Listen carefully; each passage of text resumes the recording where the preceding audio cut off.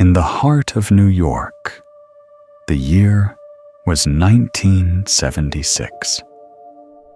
Amid the hum of typewriters and the skepticism of academia, Zecharia Sitchin released The 12th Planet, a work that would blur the line between myth and memory.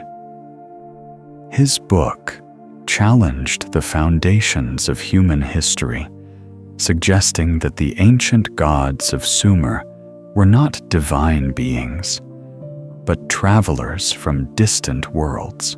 For 30 years, Sitchin had traced the marks pressed into clay by hands that lived 5,000 years ago.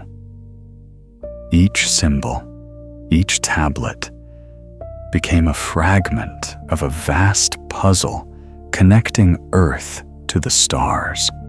From those fragments emerged a story of the Anunnaki, celestial visitors who, according to his translations, came to Mesopotamia more than 450,000 years in the past. They were said to have guided the birth of humankind, shaping life through knowledge that surpassed the boundaries of ancient science. Yet within the same legend lies the memory of devastation, a great flood that swept across the world, almost erasing the very species they helped create. Whether myth or message, Sitchin's interpretation opened a door to a forgotten chronicle, one where gods walk as men, and humanity's origins are written not only in the dust of Earth, but in the silence between the stars. In the decades that followed, the 12th Planet, Zecharia Sitchin continued to expand his extraordinary hypothesis that the beings described in the ancient Sumerian tablets were not mythic deities, but visitors from a distant world he called Nibiru. According to Sitchin's interpretation, this mysterious planet moves on an elongated path around the sun, entering the inner solar system only once every few millennia. He proposed that the inhabitants of Nibiru, known as the Anunnaki, arrived on Earth hundreds of thousands of years ago. Facing environmental catastrophe and a failing atmosphere on their own world, they sought a rare and vital element: gold. In Sitchin's reading, the Anunnaki discovered that fine particles of this metal could help stabilize their planet's atmosphere, serving as a kind of reflective shield against cosmic radiation.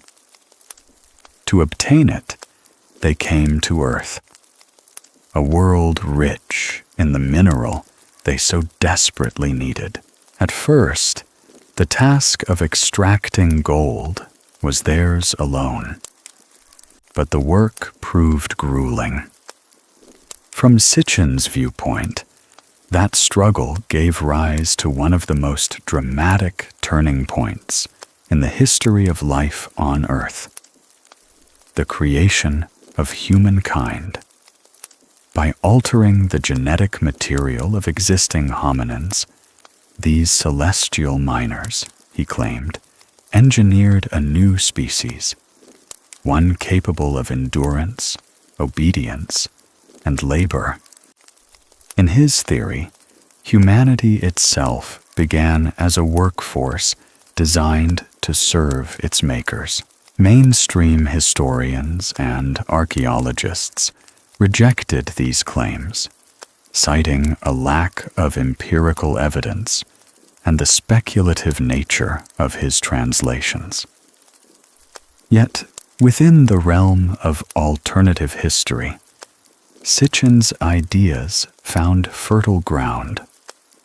To many ancient astronaut theorists, his work provided a possible link between the myths of gods descending from the heavens and the enduring mystery of human origins.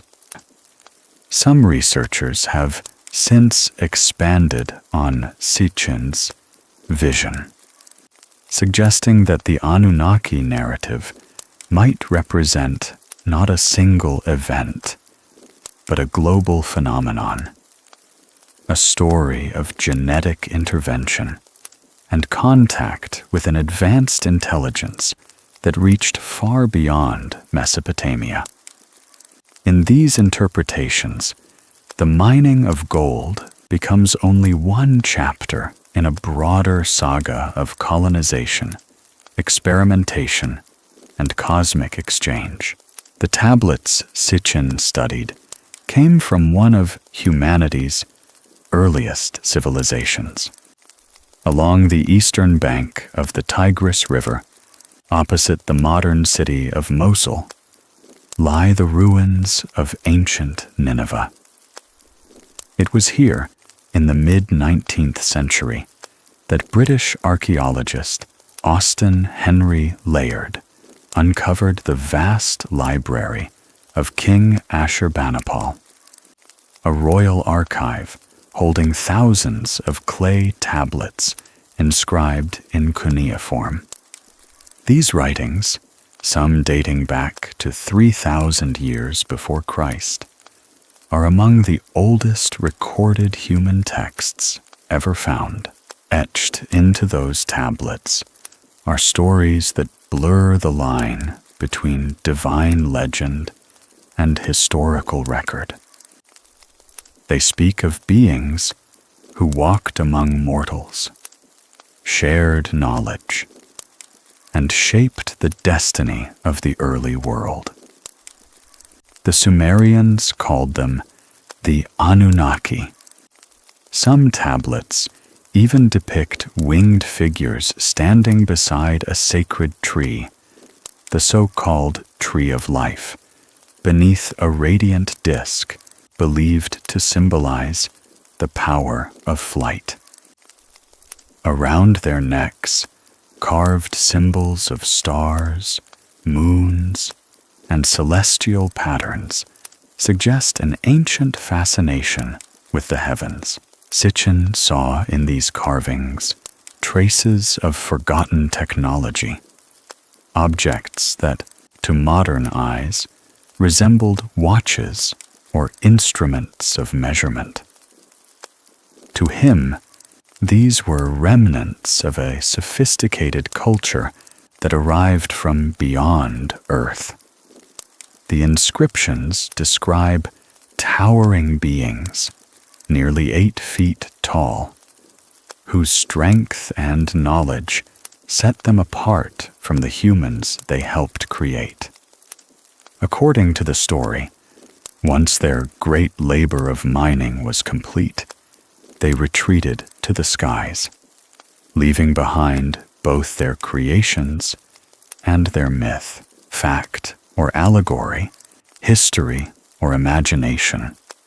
The legacy of Sitchin's theory endures. It continues to haunt the boundary between archaeology and cosmology, between what humanity remembers and what it was never meant to forget.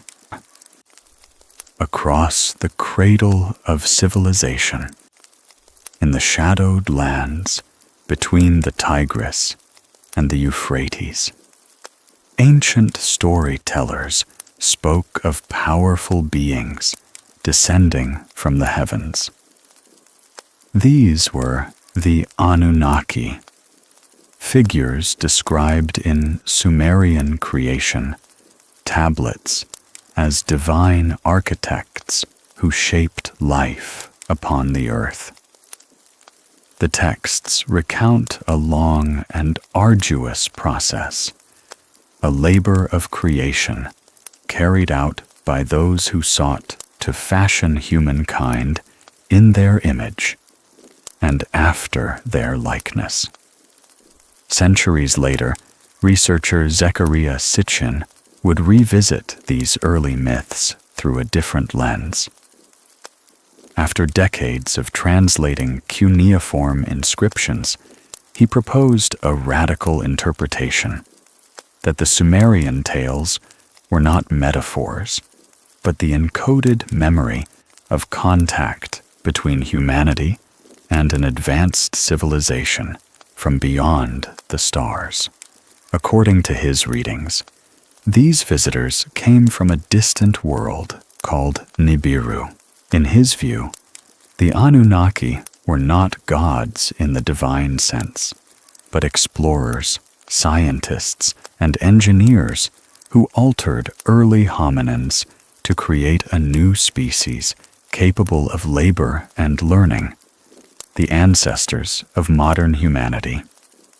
In Sitchin's reconstruction, the Sumerian accounts of the first man describe not a mystical event, but a form of genetic intervention, a collaboration between the visitors and Earth's native life.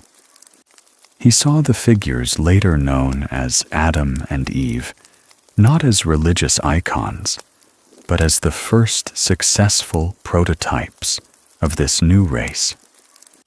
What is striking is that this concept of humankind molded by higher beings resonates far beyond Sumer.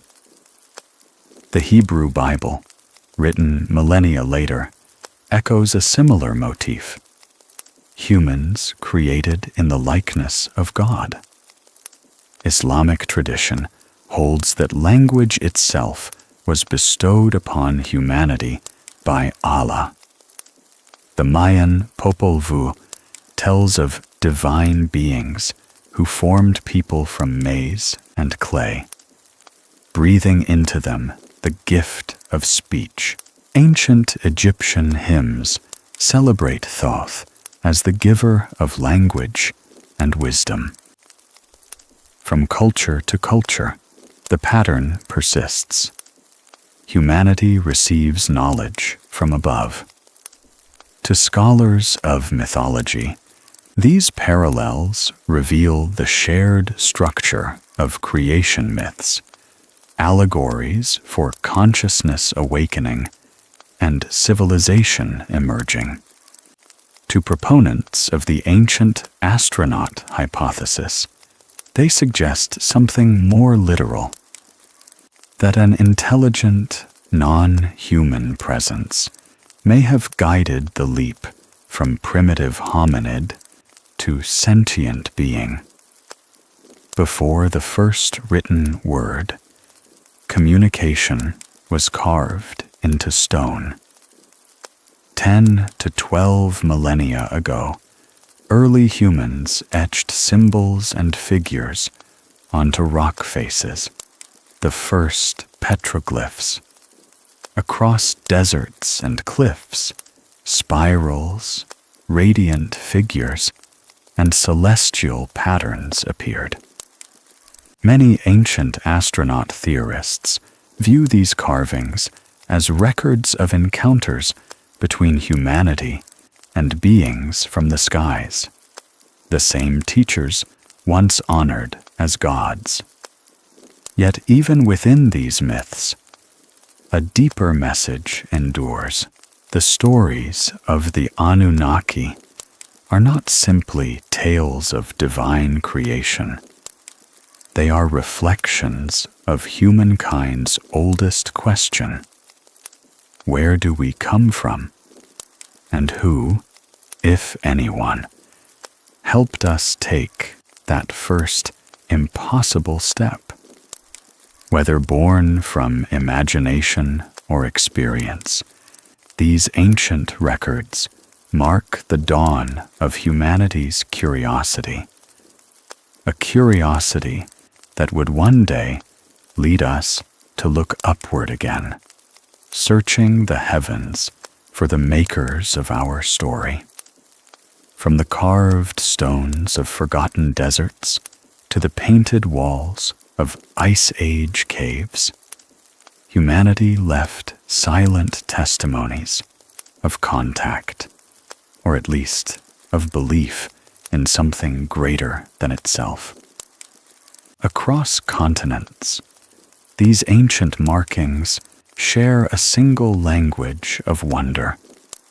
Figures descending from the sky, radiant beings surrounded by halos of light, creatures part human, part divine.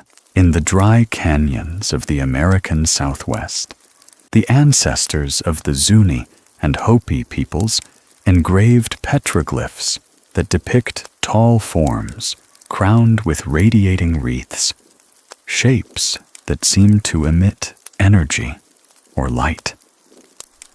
Within their oral tradition, such figures are known as the Kachinas, visitors from the heavens who came not as gods to be worshipped, but as messengers and teachers who brought sacred knowledge to humankind.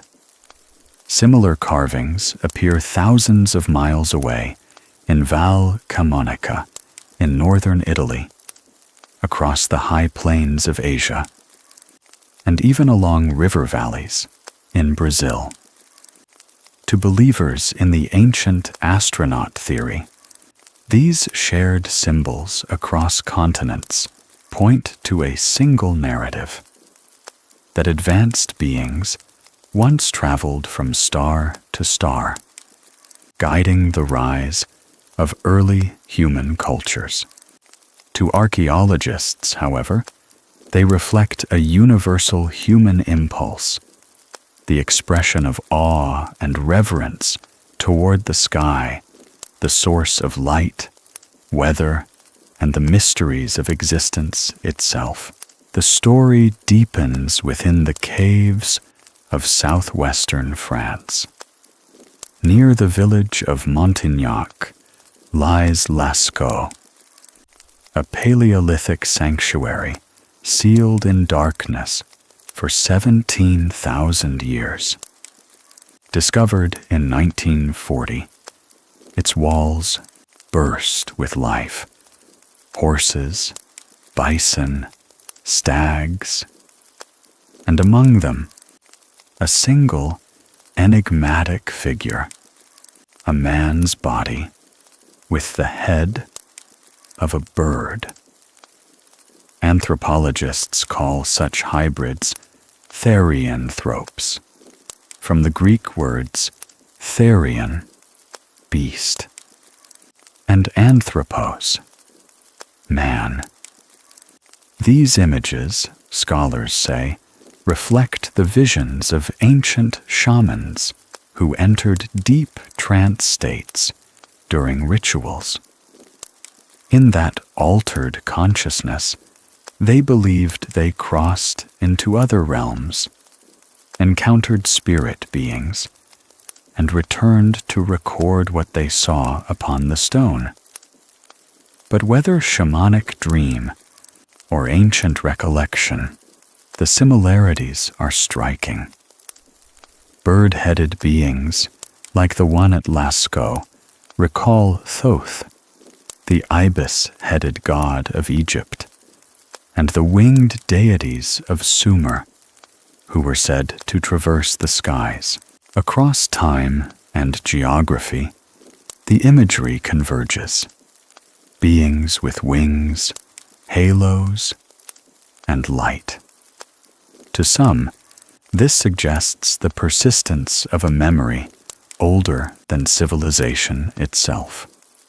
Around 40,000 years ago, a quiet revolution began in the human mind. Archaeologists call it the Great Leap, a sudden surge in creativity, symbolism, and self-awareness. In the archaeological record, it appears as if consciousness itself had awakened overnight. The first art bloomed in caves. Tools became intricate. rituals began. To science, this was the result of evolving cognition and language. To alternative historians, it marks the moment when humanity was taught, when knowledge descended, perhaps from visitors who once walked among the tribes of early Earth. Whatever its cause, the transformation was undeniable. From that point on, human beings no longer simply survived. They imagined, they questioned, they remembered. The stories of celestial teachers and radiant gods endure not only as myth, but as a mirror of that awakening, a timeless echo of the moment when the human spirit first looked beyond itself and reached for the stars.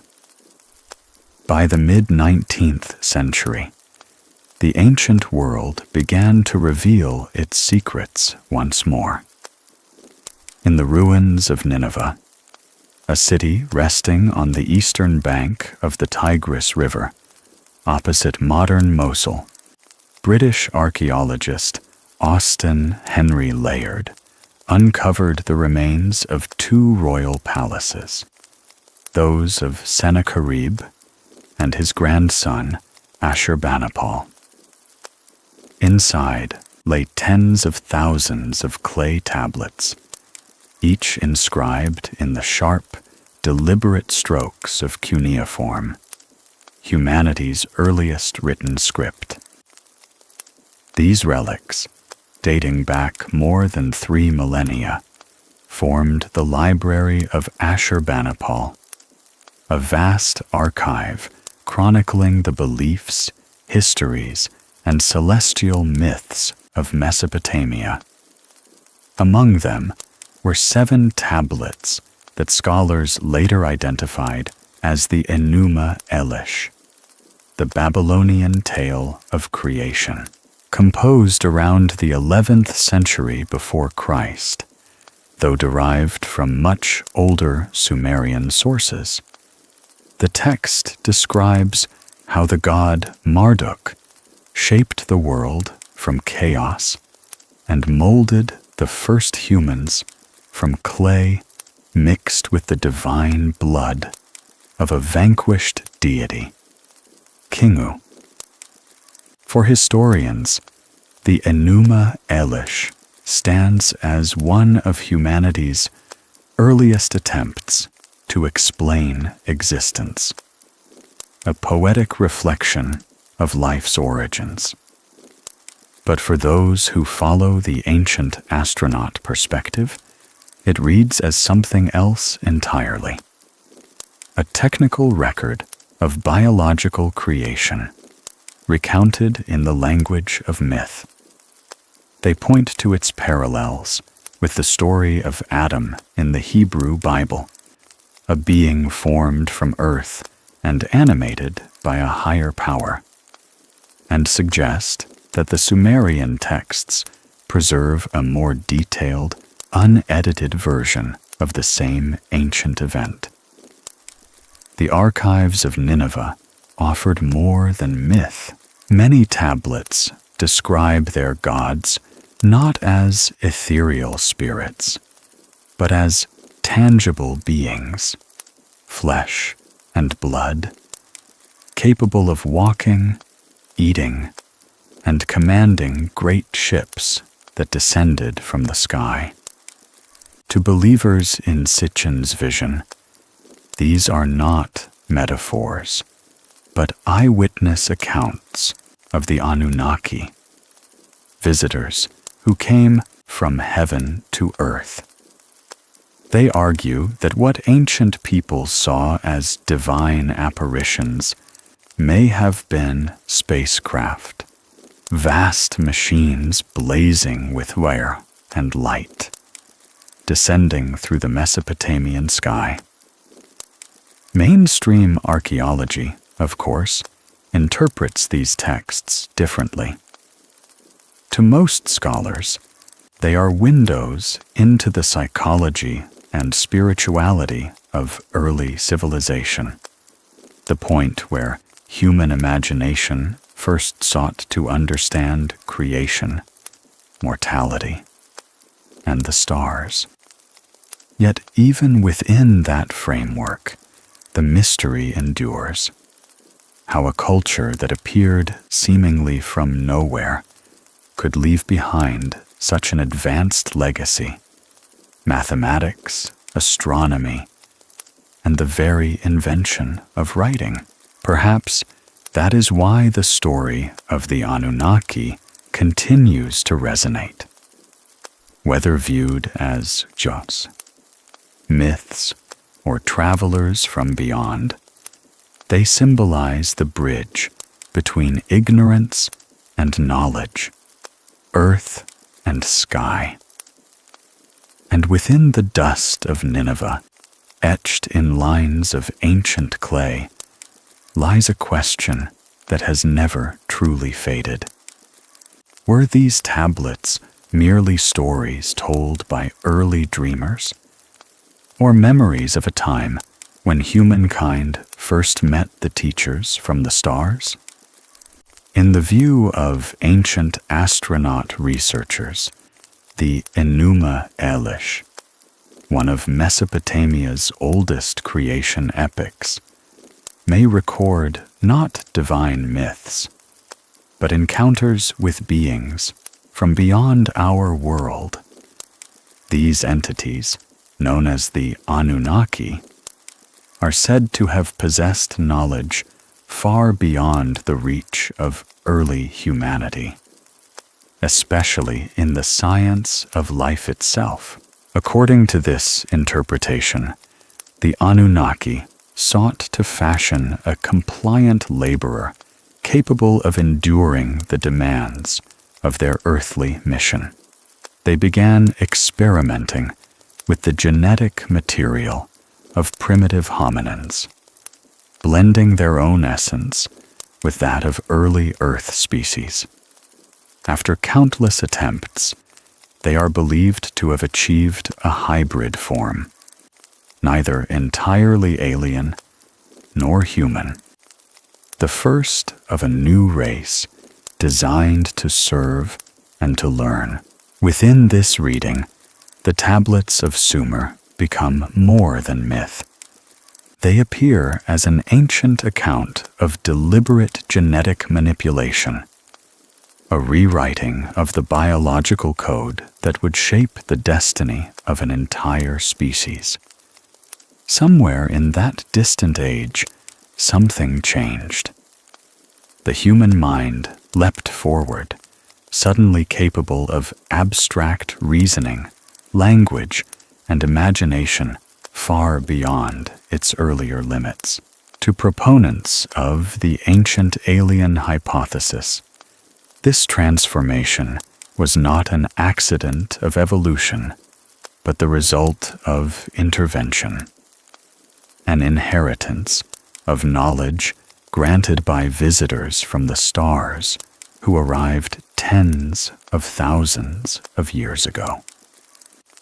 Whether seen as legend or literal record, the story suggests that the spark of intelligence within us may trace its origin not only to the soil of Earth, but to the hands of those who came from the heavens.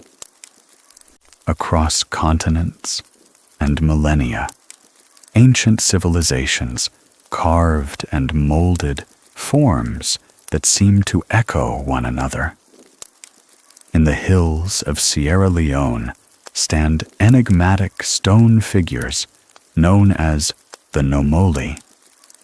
In West Africa, the Dogon of Mali tell stories of celestial teachers who came from the star Sirius. In the ruins of Babylon, inscriptions honor Dagon, the half-fish, half-man deity. And in Japan, the curious Dogu figurines, with wide eyes and intricate markings, resemble miniature travelers encased in unfamiliar armor. To supporters of the ancient astronaut theory, these shared motifs are not coincidence. They see them as fragments of a global memory, evidence that beings from the Sirius B star system once visited Earth. In their view, these visitors may have stayed only briefly, gathering precious materials before vanishing into the cosmos once more. Some propose that their mission involved the extraction of metals, or even biological samples, subtle exchanges between worlds long before recorded history. Those who pursue this idea often point to artifacts they believe bear the imprint of contact. Among them is a small chromium sphere discovered within a statue said to date back roughly 17,000 years. Its presence, unexplained by traditional methods of metallurgy, has fueled speculation that it might not be of terrestrial origin. Other figurines, their surfaces etched with lines suggestive of seams and visors, have been interpreted by enthusiasts as ancient portrayals of protective suits, an echo, perhaps, of spacefaring attire. In Sierra Leone, local oral tradition adds another layer to the mystery. Elders speak of a time when their divine ancestors, the Nomoli, descended from the heavens, and with their arrival, fragments of the sky itself fell to earth. These fragments, called sky stones, are smooth, dense, and tinted with an otherworldly blue. When the first archaeologists uncovered them near the statues, they assumed the color was the result of natural mineral deposits. Yet laboratory analyses found compositions unlike known regional stones, deepening the enigma. To the people of the region, these blue pieces are sacred, remnants of the celestial realm that accompanied their gods. For some modern theorists, the stones hint at technology, perhaps remnants of a protective layer, similar in concept to the heat-resistant tiles that once shielded human spacecraft.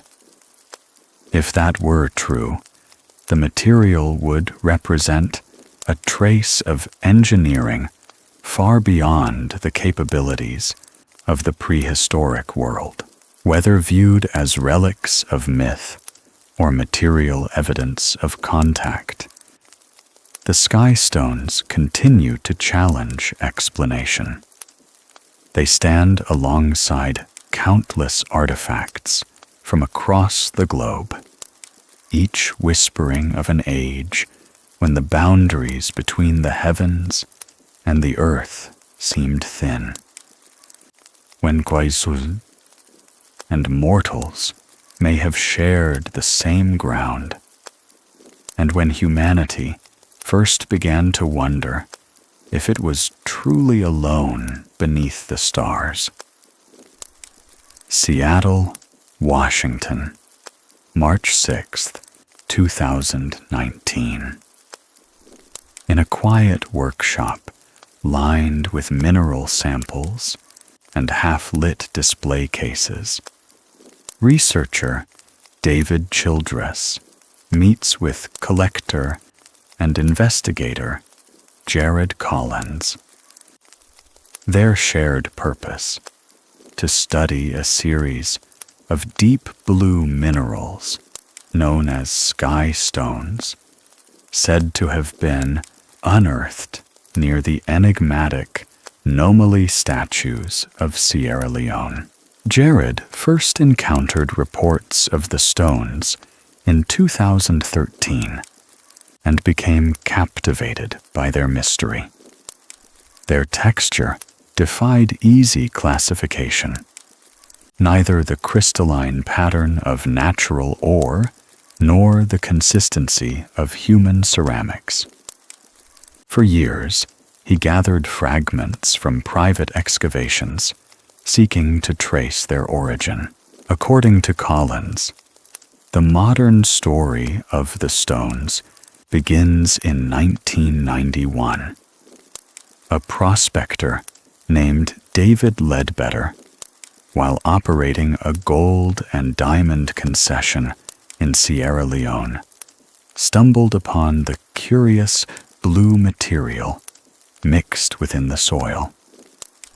Intrigued, he brought several samples to the local village chief, who recognized them at once. In regional lore, such stones were omens. Where they appeared, veins of gold and clusters of diamonds were never far behind. Ledbetter's discovery reached scientists, but analysis only deepened the puzzle. Samples were sent to more than a dozen laboratories across multiple countries. None could agree on a single explanation. Some proposed a rare form of fused volcanic glass. Others, an industrial byproduct of unknown process. Their composition contained elements inconsistent with local geology. Whether a product of nature, craft, or something else entirely, no conclusion satisfied all involved. For Childress and Collins, the mystery hinted at a possibility long debated among alternative historians, that the Nomoli figures and the sky stones might share an origin not of this earth. To them, the fragments could represent remnants of advanced technology, perhaps protective material similar to the heat-resistant shielding used on modern spacecraft. Mainstream geologists, however, remain cautious, emphasizing the need for verified provenance and controlled excavation before any extraordinary claim can be tested. 2,000 miles to the southwest, in the arid plateaus of New Mexico, another legacy of sky legends endures. 30 miles south of Gallup lies the pueblo of Zuni, an adobe settlement nestled between mesas and sandstone cliffs. The Zuni people have lived in this land for nearly 2 millennia, preserving stories that reach back even further. Stories of star beings who descended from the heavens to guide their ancestors. Unlike many neighboring tribes, the Zuni have guarded their astronomical knowledge with discretion, sharing only fragments with the outside world. Their traditions speak of keepers of the upper world, entities who brought the laws of harmony, ceremony, and survival. Tribal elder Clifford Mahuti and archaeologist Dan Simplicio have studied the inscriptions etched into the desert rock around Zuni territory. The carvings, petroglyphs, thought to date as far back as 1200 BC, depict radiant stars, circular shapes, and human-like figures crowned with what appear to be helmets or domes. Some lines spread outward like rays or trails of motion, leading researchers to speculate they may record astronomical events such as the ancient supernova, now known as the Crab Nebula.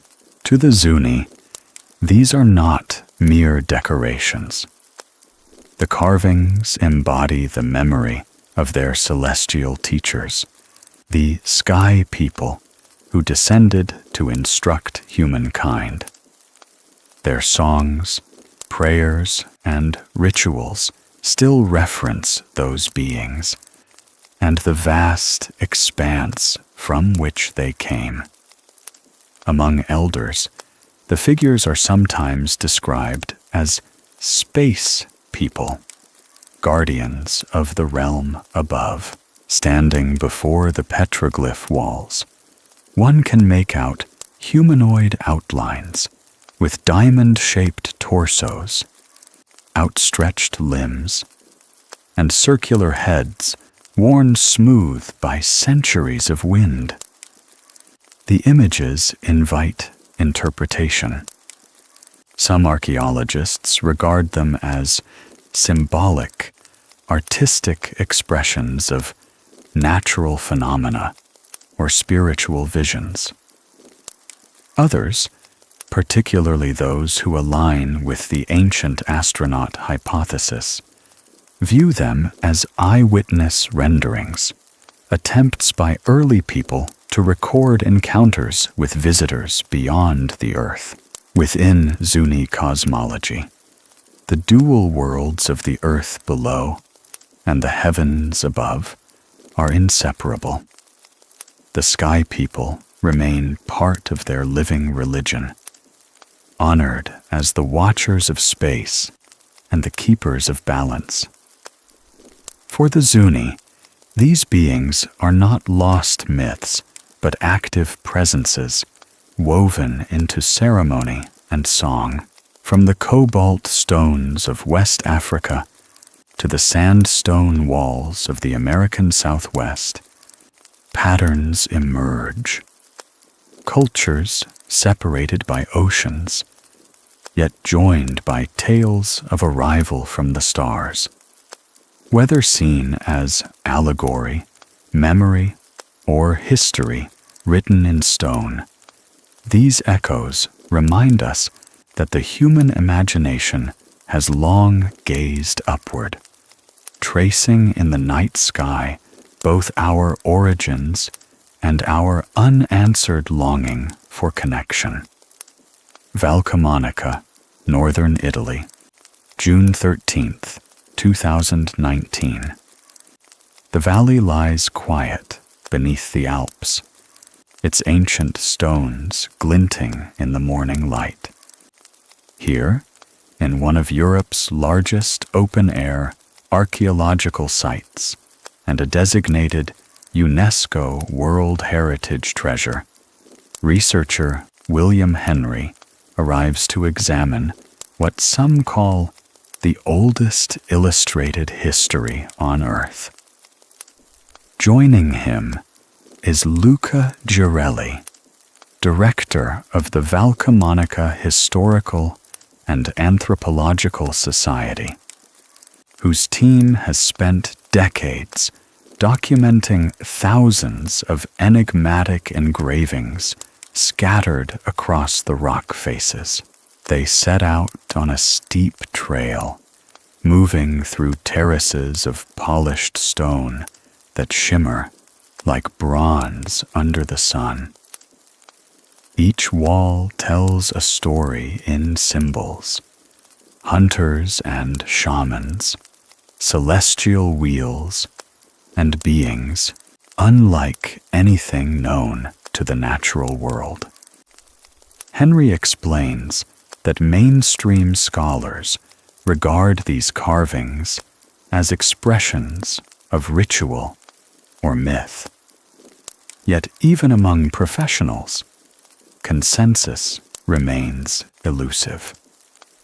For researchers open to alternative possibilities, Valcamonica may hold traces of something far older, accounts of contact with visitors from the sky. After a long climb, the two men reach a weathered panel etched with figures that seem strangely modern. One outline shows a human-shaped form, crowned with a round helmet. The body radiates thin lines, as though emitting light. Nearby, a circular motif with 9 distinct dots has been carved with remarkable precision.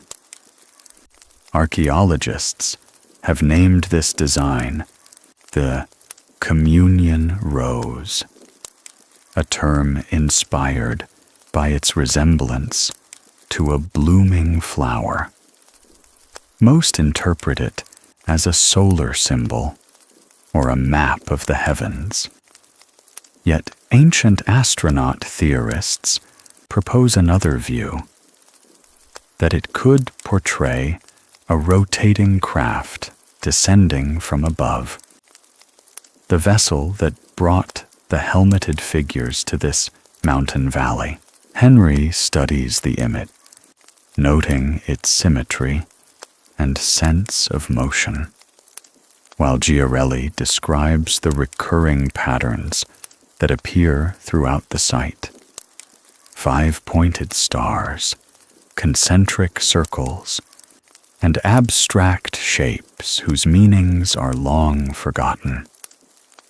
Some may represent celestial energy, or the arrival of star beings. Others perhaps record natural phenomena or events once witnessed by the people of Valcamonica. Whatever their origin, the carvings preserve a visual language linking earth and sky, faith and observation. Local mythology adds yet another layer to the mystery. Legends from the nearby region of Turin speak of Phaethon, the radiant son of Helios, the sun god of Greek tradition. The tale recounts how he descended from the heavens in a chariot of fire, his fall marked by thunder and light as he struck the mountains of northern Italy. According to the story, the place where he landed became fertile ground. There he shared his skills in metalwork and craftsmanship with humankind. To many scholars, the myth of Phaethon is an allegory for celestial events, a poetic explanation for a meteor impact or the dazzling appearance of a comet. But for proponents of the ancient astronaut theory, it reads more like an encounter narrative, a record of a luminous craft arriving from the stars, its pilot imparting knowledge before vanishing once more into the heavens. Viewed through that lens, the parallels between legend and landscape grow striking. The fiery descent described in the myth echoes the imagery found in Valcamonica's rock art, beings surrounded by radiant halos, star patterns, and what appear to be vehicles arcing across the sky. Perhaps, some suggest, the same event remembered in myth was also engraved into stone by those who witnessed it. As the afternoon light fades, Henry and Giarelli stand before the carvings in silence. Wind moves softly across the valley, carrying with it the voices of millennia. The figures etched into the rock seem to glow faintly, their forms emerging from shadow as if alive. To archaeologists, they remain artifacts of symbolic expression. To others, they are fragments of a forgotten encounter. Whatever truth lies behind the engravings, Valcamonica endures as a meeting point between imagination and history. The stones record not only the faith and artistry of an ancient people, but also their profound fascination with the skies above. Whether the helmeted beings were deities, travelers, or visions born of myth, their presence on these mountain walls continues to bridge the human story with the infinite, reminding us that even in the deepest past, our ancestors were already looking upward, searching for the light beyond the clouds. Mali, Northwest Africa. In a vast, wind-carved valley, the Dogon people have lived for nearly 1,000 years, descendants of a nomadic group that once journeyed south from the banks of the Nile. Many scholars believe the Dogon carried fragments of the old Egyptian world with them, symbols, rituals, and stories that survived long after the fall of the pharaohs. In the isolation of the sandstone cliffs, ancient Egypt did not die. It evolved. Dogon cosmology begins with the sky deity Amma, the creator of all existence.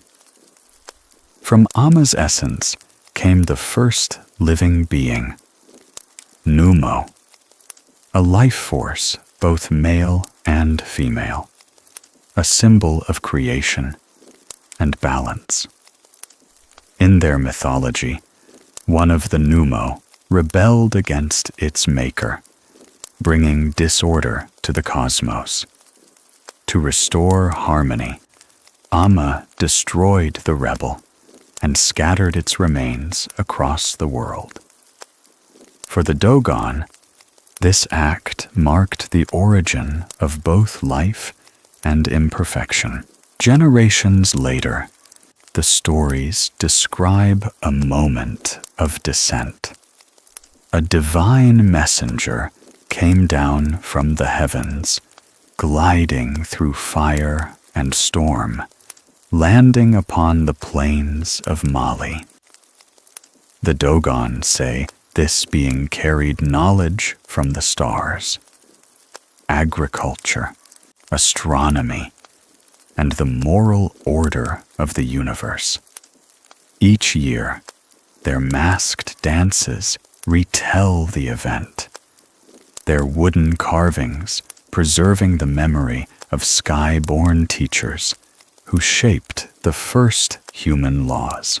Among their sacred objects is a statue representing Amma, arms outstretched, encircling the cosmos, a gesture that, to believers, captures creation itself.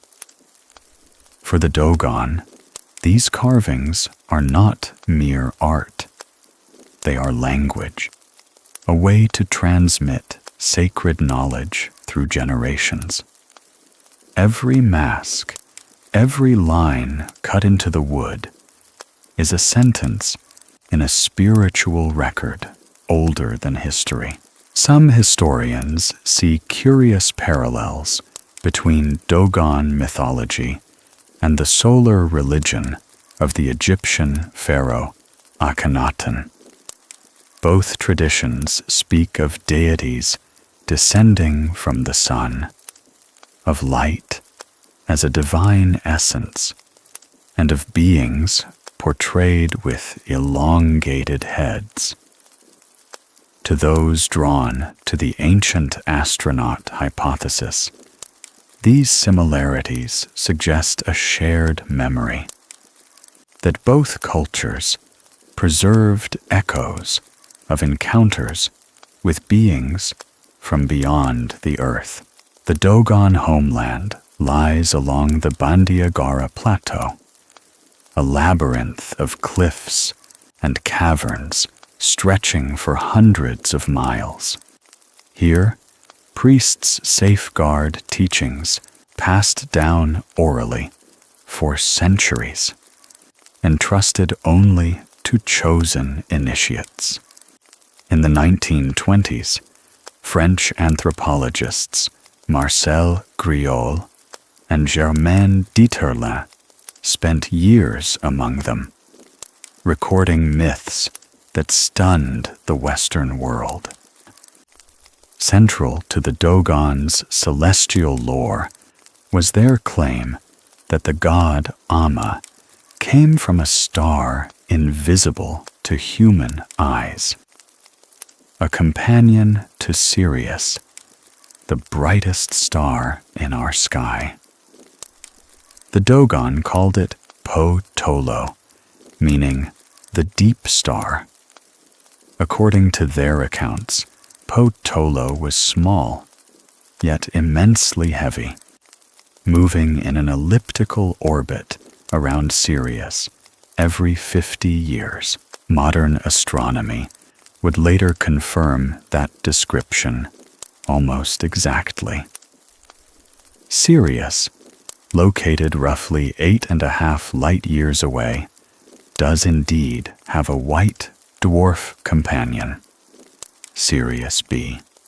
The star is so dense that a single teaspoon of its material would weigh several tons, and though it is smaller than Earth, its mass equals about 8 times that of our Sun. What startled researchers was the timing. The Dogon described Sirius B long before Western science had proven its existence. The first verified observation of the star came in the 1860s through mathematical calculation and was photographed only in the 1970s. Yet the Dogon had spoken of it for generations, long before telescopes could have revealed it. In 2003, observations made with the Hubble Space Telescope refined these measurements, confirming the binary nature of Sirius A and B with extraordinary precision. To astrophysicists, this represented one of the clearest models of stellar evolution. To those exploring ancient mysteries, it raised a profound question of cultural transmission. How could an isolated tribe possess such knowledge centuries in advance of modern discovery? Dogon symbolism reflects this cosmic awareness. In ritual sand drawings and carved emblems, Sirius is represented as a central point encircled by orbiting shapes, a dynamic system of motion. When the symbols are rotated, they depict an orbital dance identical to the Sirius binary model recognized by astronomers today. Within their cosmology, Sirius A is the great life-giving star, while Sirius B and a third, unseen companion move in harmonious cycles around it. To scientists, these details may illustrate how oral traditions preserve metaphorical truths, merging myth with observation of the night sky. Yet for ancient astronaut theorists, they suggest something more tangible: the memory of direct instruction from celestial visitors who once shared their astronomical knowledge with early humanity. In Dogon ceremonies, this connection to the heavens remains alive. Masked dancers move in spirals, imitating the orbit of stars, while chants invoke the name of Amma, the creator who came from the sky. To the Dogon, these rituals are acts of remembrance, honoring both origin and destiny. Amid the sands of Mali, under the vast silence of the African night, their fires still burn, echoing the pulse of the constellation that inspired their ancestors. Whether seen as myth, coincidence, or evidence of forgotten contact, the Dogon legacy stands as one of the most remarkable intersections between science and story, a bridge between Earth and the bright, distant light of Sirius. Night descends over the cliffs of Bandiagara. The fires of the Dogon fade one by one, and the desert wind carries their chants into the endless dark. Above, the constellation of the Great Dog rises, Sirius shining like a pulse in the sky, a heartbeat of light that has guided travelers and dreamers for millennia. For the Dogon, it is not just a star. It is a reminder of a promise that knowledge was never born only on Earth, but shared across the heavens. Each spark in the night becomes a syllable in an ancient language of creation, whispered through generations. The wind moves through the valley as if it remembers.